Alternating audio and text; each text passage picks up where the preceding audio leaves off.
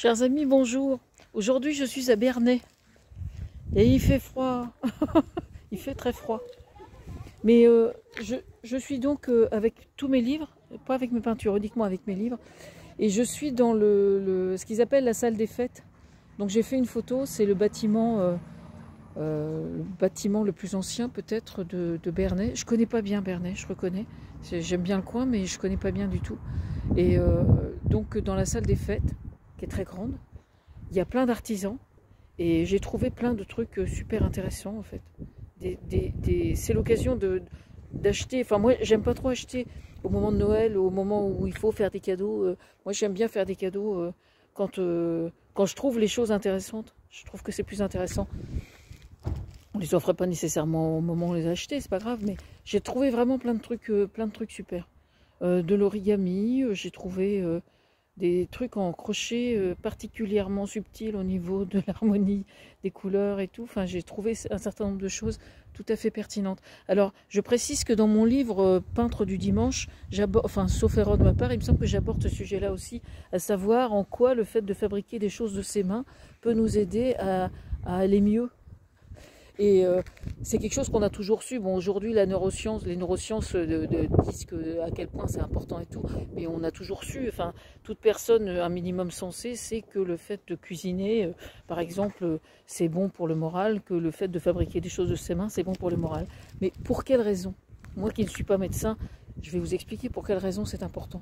C'est parce que quand vous fabriquez des choses de vos mains, en réalité, vous faites fonctionner des parties de votre cerveau qui ne sont pas les mêmes que quand vous êtes, par exemple, dans un travail intellectuel, dans de la conversation, enfin ça peut être les deux, hein, vous me direz. Mais par exemple, si je compare au fait d'écrire, par exemple, qui est un processus quand même purement intellectuel, le fait de fabriquer des choses de ses mains, vous faiêtre travailler les zones du cerveau qui ne sont pas les mêmes.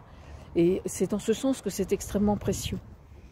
Et c'est pour ça d'ailleurs l'être humain ne s'y trompe pas, parce que de façon naturelle et spontanée, il y a énormément de gens qui se mettent spontanément à fabriquer des choses de leurs mains parce qu'ils sont parfaitement conscients que c'est bon pour leur santé et pour leur équilibre psychologique.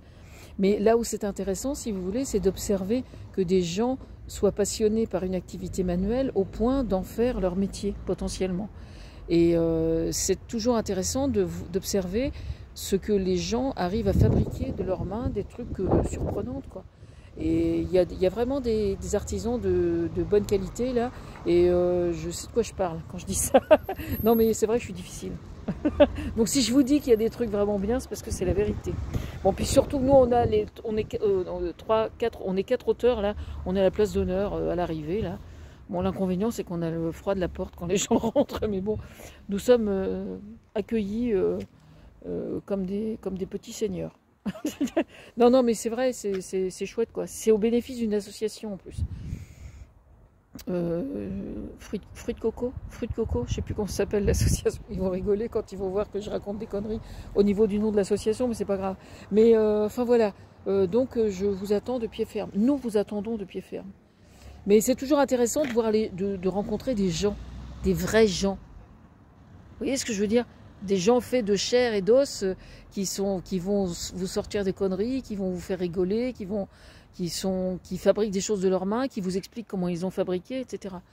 Bon, moi j'aimais un peu une petite réserve, il faut bien que j'ouvre ma gueule quand même de façon négative quelque part, mais aujourd'hui dans les marchés artisanaux, vous avez des gens, mais c'est observable aussi dans les expositions de peinture, etc. Vous avez des gens qui font intervenir des machines, soit l'intelligence artificielle, soit l'ordinateur, Alors, je ne condamne pas systématiquement le fait d'avoir à faire, d'utiliser certaines technologies, mais il y a des gens qui poussent le processus un peu trop, au point que ce qui est créé semble complètement déshumanisé. Et ça, je trouve que c'est dommage. Alors, il y en a un tout petit peu ici, mais il y en a. Et je trouve ça regrettable. Voilà. Ça n'apporte pas les mêmes choses, si vous voulez, de discuter avec ces gens-là que de discuter avec des gens qui fabriquent ce qu'ils fabriquent uniquement et strictement de leurs mains. Je persiste et je signe. Je lutte contre la dépendance à la machine. Que la machine soit le portable, que la machine soit l'ordinateur, que la machine soit un truc électronique hyper sophistiqué. C'est exactement comme si vous compariez de la broderie faite avec une machine à coudre qui brode et de la broderie à la main. Ça n'a rien à voir. On est bien d'accord, ça n'a rien à voir. Bon, alors, venez, je vais vous expliquer, moi.